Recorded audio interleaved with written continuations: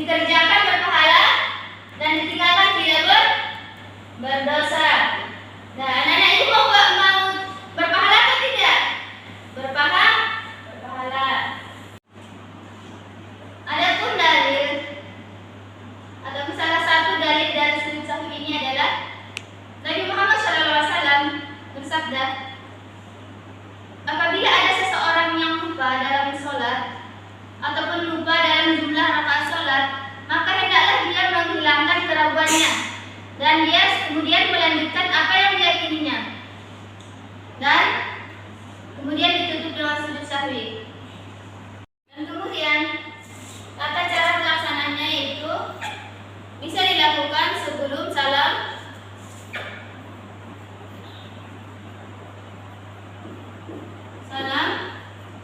dan juga bisa dilakukan sesudah salam.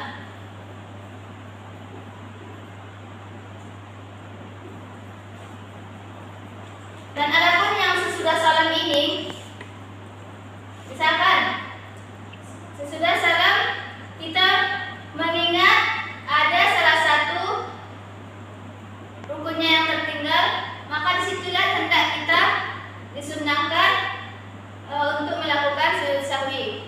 Dan adapun ketika kita sudah berdiri ataupun sudah agak lama, maka di situ tidak disunnahkan untuk melakukan sujud sahwi. Kemudian adapun penyebab kita melakukan sujud sahwi ini adalah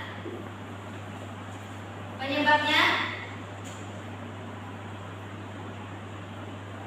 yaitu ketika adanya tertinggal salah satu rukun salat.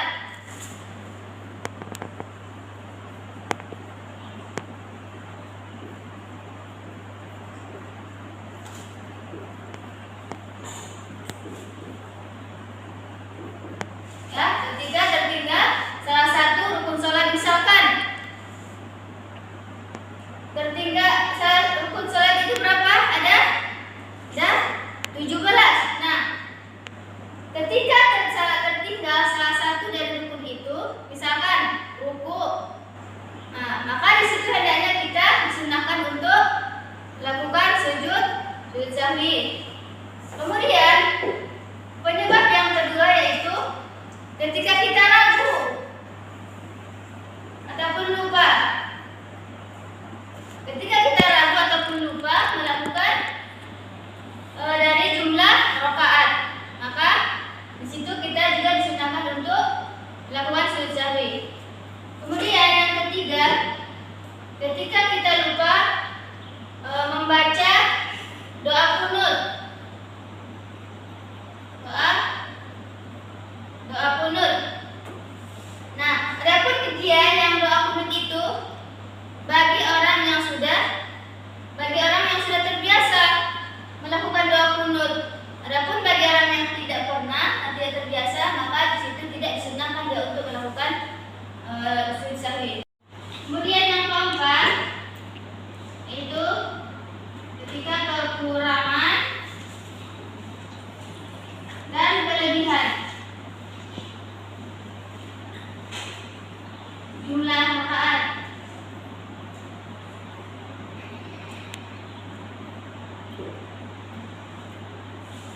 Nah, ketika kekurangan dan kelebihan jumlah rakaat, ini misalkan kekurangan, misalkan sholat zuhur 4 rakaat, dia dibuatnya 3 rakaat, ataupun dia ragu-ragu ketika dalam pelaksanaan sholat itu, maka di sini disunahkan dia melaksanakan sujud sahwi. Ataupun kelebihan yang 4 rakaat dibuatnya 5 rakaat, nah di situ juga disunahkan untuk melakukan sujud sahwi. Kemudian adapun doanya ini sebagian ulama berpendapat ataupun kebanyakan ulama mengatakan ada doa khusus untuk melakukan sujud sahwi. Mana doanya?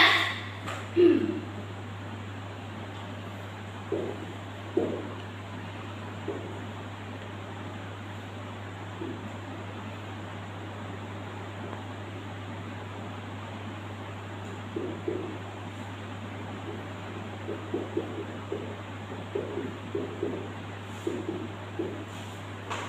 yang bisa baca? Ya, Siti.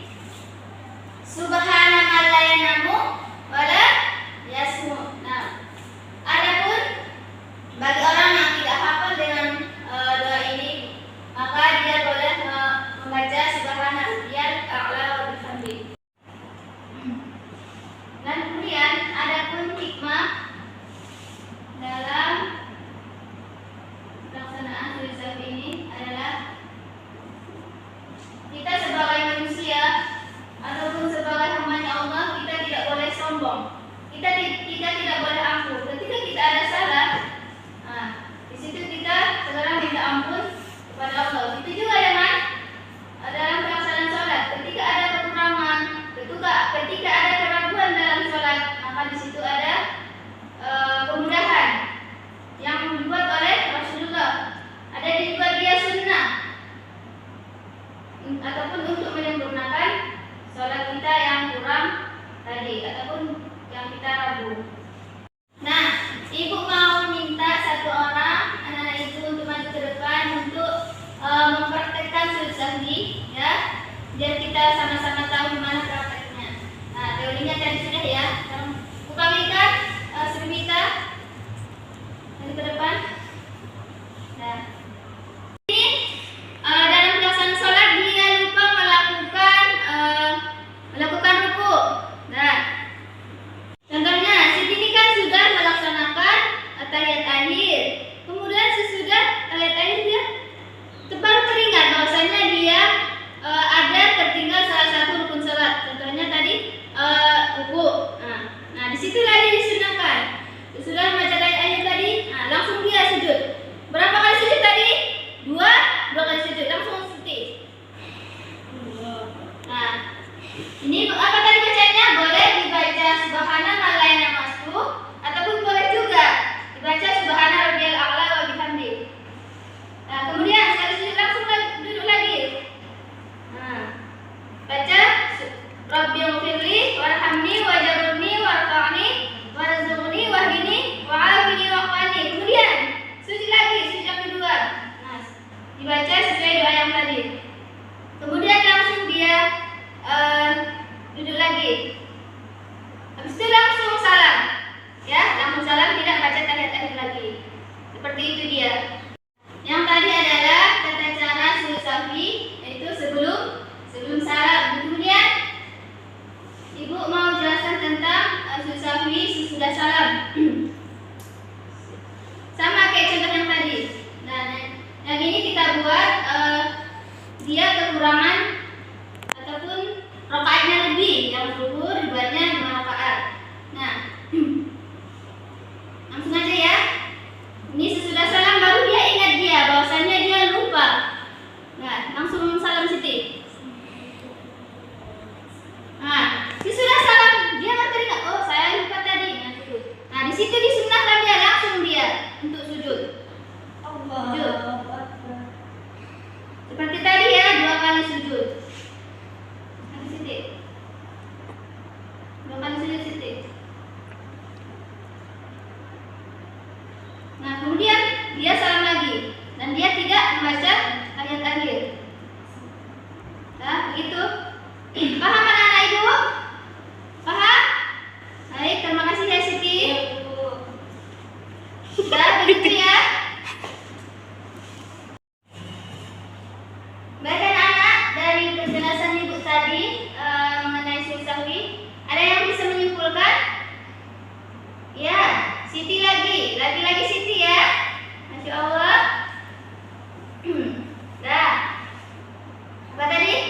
Sujud sahwi yaitu sujud yang dilakukan ketika kita ragu ataupun lupa dalam rakaat salat. Kemudian apa lagi? Hukum dalam melaksanakan sahwi itu adalah sunnah. Apa tadi? Rio, apa tadi pengertian sunnah? Apa? Dikerjakan berpahala dan ditinggalkan tidak berdosa. Dan kemudian